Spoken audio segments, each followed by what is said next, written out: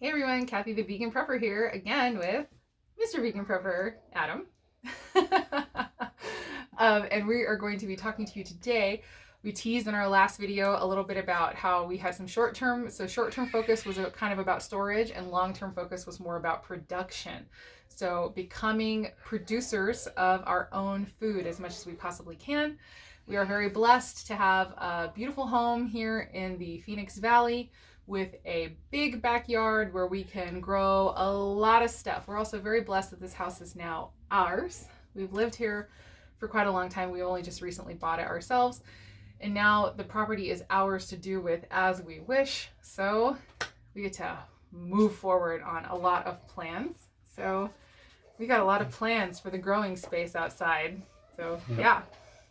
Anyway. It's basically a lot of undoing all of the landscaping that was done before.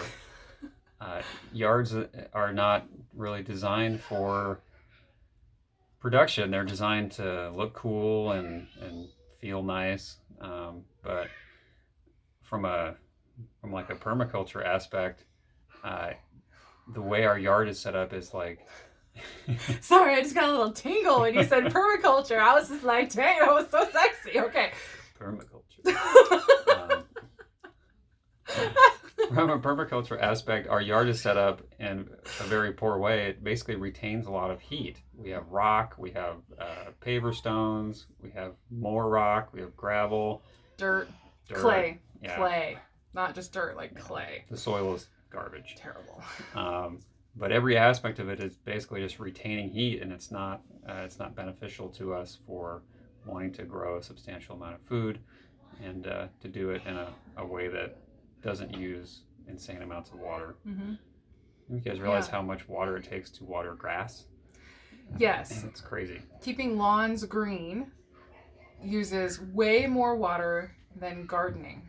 That's, so anyway, for anybody who's like, well, you live in the desert, you shouldn't have a garden. It's like, well, we don't have a lawn, so. Yeah. Just food. Yeah.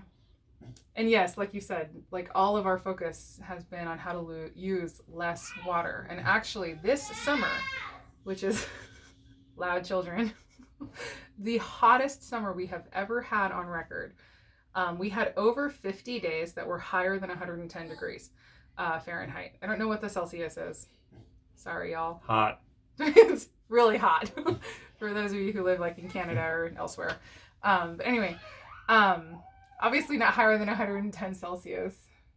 That's like... Yeah, I'm pretty sure that's overboiling. Yeah, that is overboiling. Anyway, but yes, 110 degrees Fahrenheit. It's really hot. But even still, I was able to keep our garden going and get a huge amount of production just following certain, again, permaculture principles. And I was only watering once a day. There were like maybe a couple days in there that I watered twice a day. And there were actually several days in there where life happened. I didn't water at all. So it's kind of incredible to me how well our garden did, even with so little water, because of the way that we have it set up. So anyway, yeah. But yeah, we have plans though for improving even more. We're actually going to talk about that. Yes. Right now. Yeah. So the big thing is we're going to get a drip system installed. You probably imagine if you have to water a couple times a day and it's 110 degrees for 50 days in a row, it's not very pleasant. Like 118 a couple times. Yeah. Oh my gosh.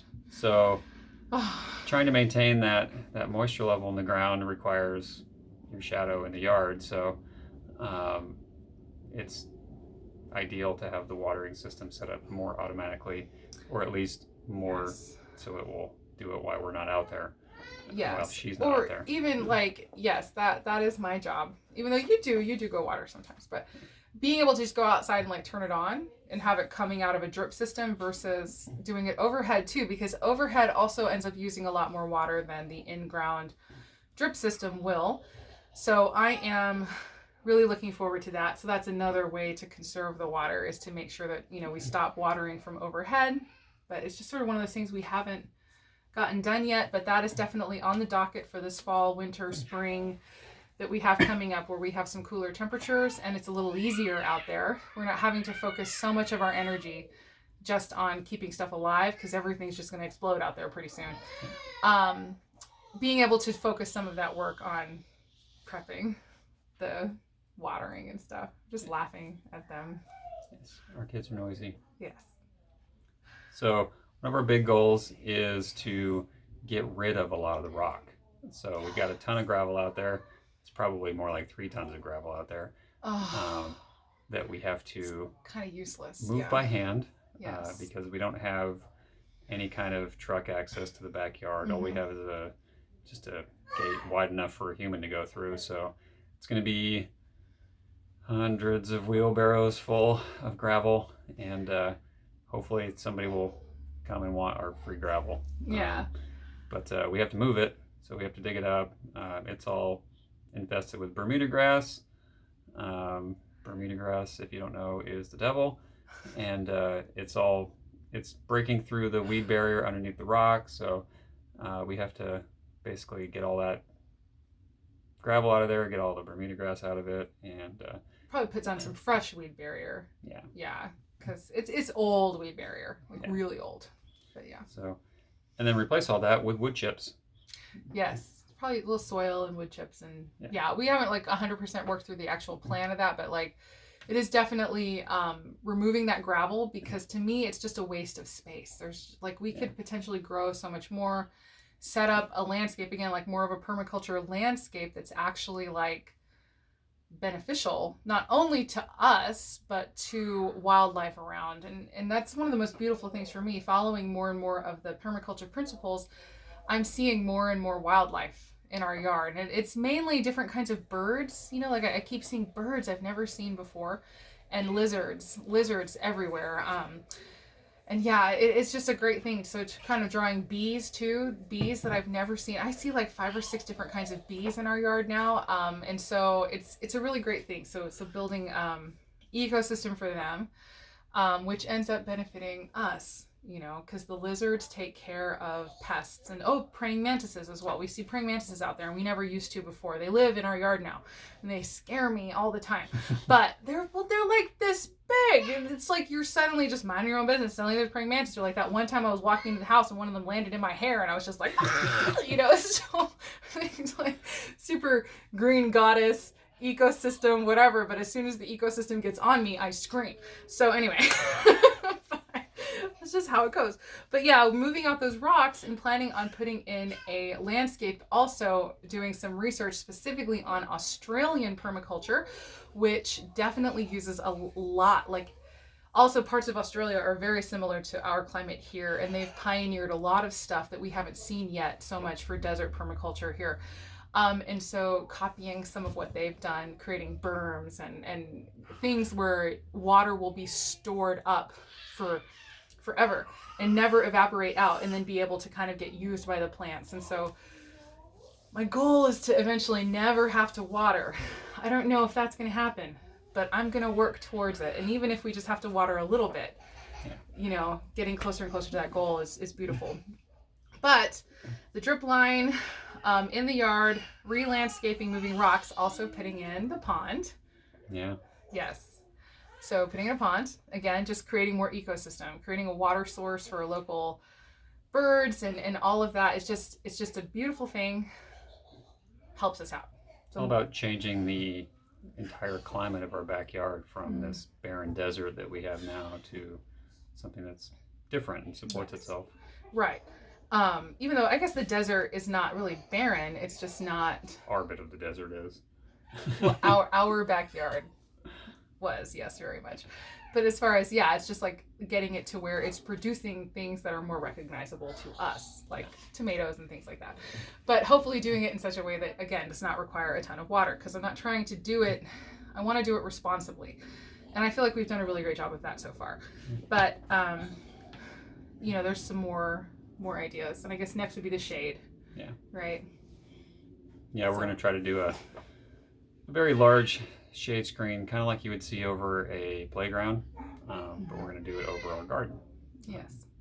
For the summer months. Yes. We'll probably take it down for winter time. So just kind of planning that out now and finding materials. And yes. getting a plan in place. Yes, so that we can have that in place. So then again, we're using even less water next summer. I just like the less water I can use, the more excited I get. So anyway, yeah, so we have these plans, and then we keep talking about permaculture. So if you don't really know about what permaculture is, or you haven't heard that word before, it's basically a combination of the words permanent and agriculture. So it's permanent agriculture, permaculture. So it's the idea of kind of creating ecosystems and working with the design of nature, which is like it works, right? If you see, you go into a natural place that's just lush with growth in a forest or whatever, it just works. Like without human input, stuff just works. So it's trying to create those conditions in our own yard, So we want to do that as much as possible. There's so many wonderful principles of permaculture, closed loop systems, for instance. So like one of the things where I guess a really fast example of that would be like I've shown many times in my videos and in my Instagram, these 2 rosemary bushes that I have at the west side of one of our beds, like those 2 giant bushes at the west side of bed number 4. And basically I put all these channels in the ground. He dug. I was like, I have this idea. Go out there and dig for 10 hours. It's basically what it Our ground is really hard and really rocky. So it's terrible. It was like 10 hours. Yeah. Poor thing. I'm so sorry. It's like what happens when you're married to a visionary. But I was like, because I was noticing as I watered that water was coming out of the beds. And again, like so focused on like not losing water, but then realizing one of the other main issues is the sun and wanting shade. So if I can create shade with plant life, which is fed by the water draining out of the garden bed, that creates a closed loop system. So now there's no longer any waste. So the shade keeps the water retained in the bed, but then any runoff that is created goes straight into these channels, where currently we have a whole bunch of chives, I think, in those channels, but I grow other things. But then also rosemary, and then another channel has rosemary and sage in it right now. And so that's closing the loop on that system. So there's no waste, and everything is done really well. So a lot of the information that I get is from this book, Gaia's Garden. A Guide to Home-Scale Permaculture, 2nd edition. So anyway, I very heartily recommend this book. I'm not sponsored at all. Like, I don't get kickbacks for any of this.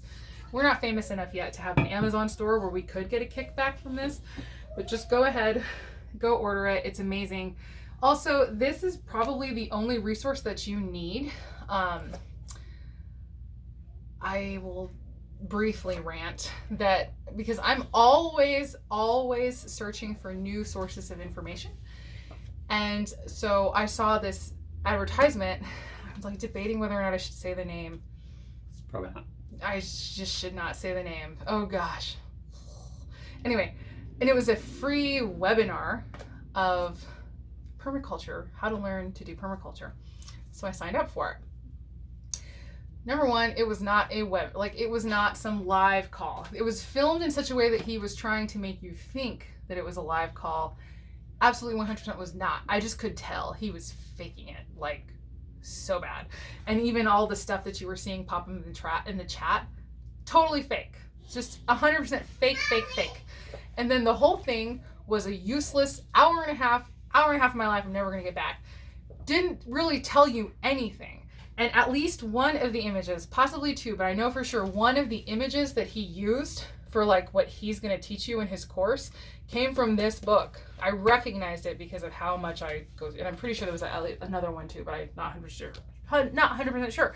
And then you could have all of this guy's amazing knowledge, which he probably stole from this book, for only $900. So it was like, oh my gosh, no, just buy this book. Okay, and you get all the permaculture knowledge that you need, as well as, here, where I will definitely share a lot of what I have learned, not only from this book, but just, having to put these principles into place in our own yard, because that like rosemary thing was not specifically something out of this book, but it was that concept of the closed loop, watching that puddle come out of the bed and being like, I gotta use this water, So anyway.